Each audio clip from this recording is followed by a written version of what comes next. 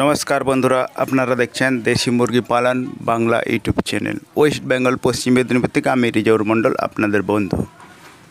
আজকের বিষয় নিয়াসিনের অভাবে মুরগির শরীরে কি রোগ হয় এবং কিভাবে বা নিয়াসিনের অভাব এর ঘাটতি পূরণ করা হয় জেনে রাখা ভালো, শিখে রাখা ভালো।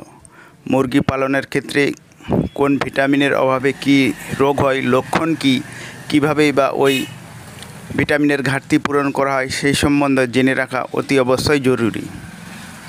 তাই নিয়াসিনের অভাবে মুরগির বাচ্চারা যদি প্রয়োজনীয় পরিমাণের থেকে কম নিয়াসিন পায় তবে একদিকে যেমন দেহের বৃদ্ধি কমে যায় তেমনি অপরদিকে মুখের ভেতর এবং জিভে ঘা হয়, দেহের চামড়া পাতলা হয়ে মাছের আঁশের মতো দেখায়।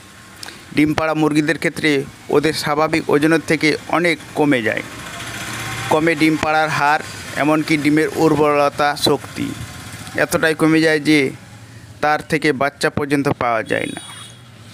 খাদ্যের মধ্যে মাছের গুঁড়ো, ইস্ট, তেল বের করে নেওয়া চালের গুঁড়ো, গমের দানা, চূর্ণ এবং বার্লি ইত্যাদিতে নিয়াসিন কাজে এইসবের মাধ্যমে অভাব পূর্ণ করা যায়।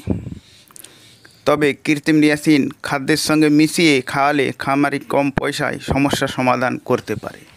তাই যদি দেখেন মুরগির ডিম পাড়ার হার কমেছে কিংবা মুখের মধ্যে ঘা হয়েছে এবং শরীরের চামড়া মাছের আঁশের মতো পাতলা হয়েছে, তখন আপনাকে বুঝতে হবে যে খাদ্যের মধ্যে নিয়াসিনের মাত্রা কমেছে।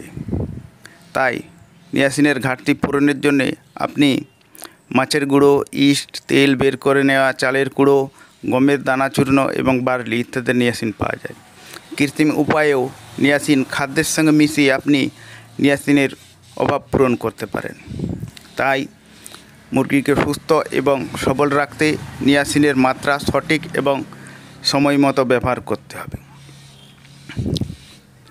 যদি ভিডিওটি ভালো লাগে একটি লাইক করবেন, শেয়ার করবেন এবং কমেন্ট করবেন। চ্যানেলটি অবশ্যই সাবস্ক্রাইব করবেন। এই চ্যানেলে হাঁস মুরগি অসুখ বিসুখ সম্বন্ধে আলোচনা করা হয় এবং উপদেশ দেওয়া হয়। জেনে রাখা ভালো এবং শিখে রাখা ভালো।